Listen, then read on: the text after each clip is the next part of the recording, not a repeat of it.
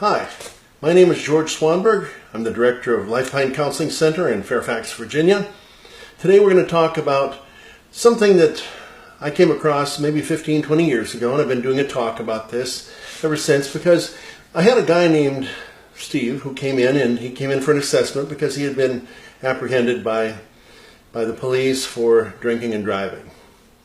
And in the interview, he said something that I thought was really interesting, and that is that he said everybody knows they're in no condition to drive after they've had 4 or 5 drinks, but the same person is positive he's fine after 9 or 10.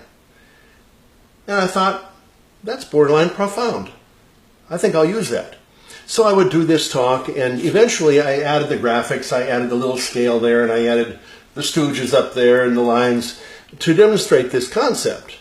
Because people don't set out at the night to drink and drive. What happens is they start out at the night, and I call this the mystery and the science of curlification, by the way, because it's the process by which Mo is dumb, but he's got a plan, and then he gets happy with 4 or 5 drinks and turns into Larry, a different creature, and then throughout the night of drinking, 9 or 10 drinks, there's Curly. Curly's just dumb. He's bumping people off the beam with the ladder and things like that. He's always the setup guy. So people start out, they say, I'm going to drop in and have a drink. And so they do, and they have 1 or 2, and then they drove there, and somebody comes in and says, would you like another one? And they look at their watch and they say, well, it's only 9 o'clock. Who wants to sober up at 9 o'clock on a Saturday night? Sure, I'll have another one. And so the process goes throughout the night. People find reasons to continue talking and continue drinking. And the person who stopped in for 1 or 2 drinks ends up having many, many more. And there's a car in the parking lot that's perfectly good. There are no yellow cabs waiting around in the parking lot to take everyone home. So everyone else in the place seems to be drinking, and then they're getting into their cars, so it seems like a fairly safe thing to do. And then something else happens. He's swerving, he forgets to turn on his lights, lots of things. You've heard the stories, probably. But then he gets pulled over, and then life gets really complicated for about a year, getting out from under that.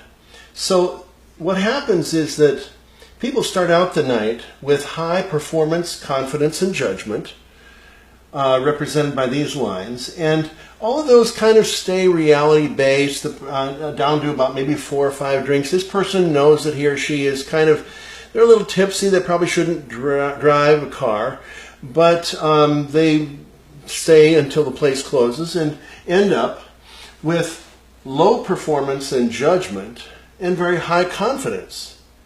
And that's Curly. This is the one who's making the decision to drive at the end of the night. Do you see any problems with this process? It's a real setup. And this person is confident that they're okay. In fact, they like to drive in the moonlight after they've had a few drinks. Well, it's not a few drinks. It's more than that a lot of times. But depending on the person. But the person will drink to the point of getting happy and getting larified, if you want to call it that. But then they drink past that, and they stay too long. So the process is basically going from woohoo to woo to whoop whoop whoop, and that you and the police meet. And this happens so many thousands of times that we've got to take a look at what's happening here. Nobody intends to go out and drink and drive. If you ask people, do you drink and drive? Well, no, not really. Not really is not the same as no. Not really means most of the time no. But how many times does it take to really ruin your life for a long time? So this has to be a zero tolerance kind of a thing, where you just don't get in a car and drive, and you understand that you're not the same person at the end of the night that you were in the beginning. That this is not about intending to drink and drive. This is about what you intend to do about binge drinking. And in our program, the most important thing that we want people to come up with is there are a number of how many they're planning to drink in the future on a night when they are not driving. And then it gets really quiet. Because a lot of people just, oh, I'm going to drink. That's what they say, I'm going to drink. What that means is, I'm going north of this somewhere. Well, your thinking is impaired, and you're also tired at 1 o'clock in the morning. So, you know, what if your designated driver gets drunk, and you're the one in the room that seems the most sober, but you've had up here too. That happens a lot. The designated driver either goes off with somebody throughout the night, or else they just get drunk. And so somebody else who is not in shape to drive ends up driving.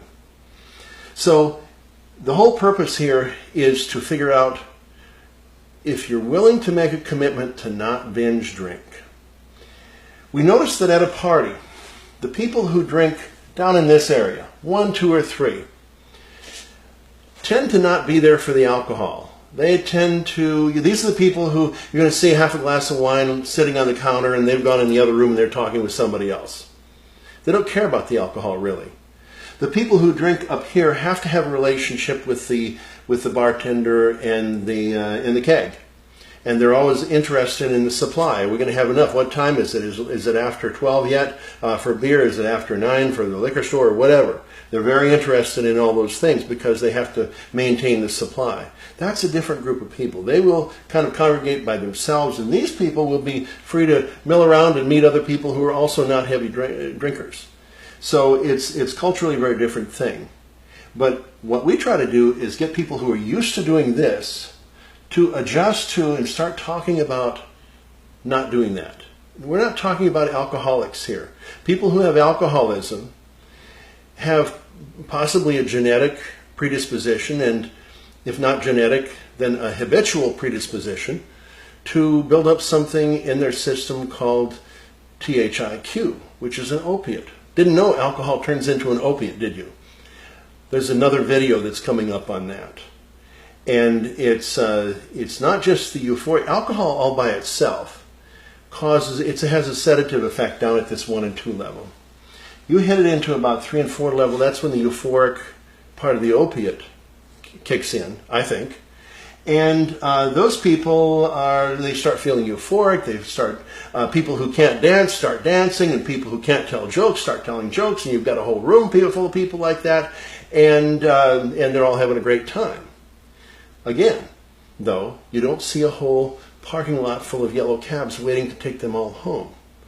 So there's a built-in problem with our society in figuring out how to work that. What we're trying to do is get people to try to figure through emotionally what it's going to be like. How is that going to change their social life? How is it going to change their friendships, their family life? If they will commit to drinking at a low level, if they're going to drink.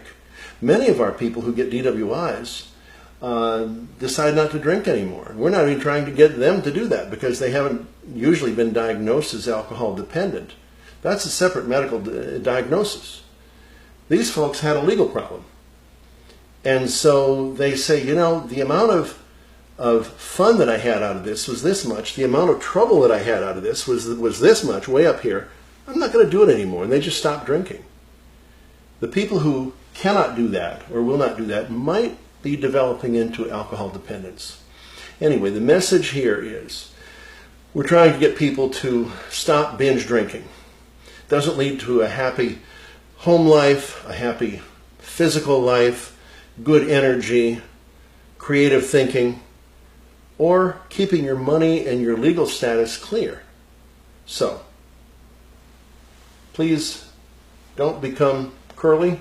Don't go there. Set out for the night. If you're going to drink at the very low level and make the peace with that.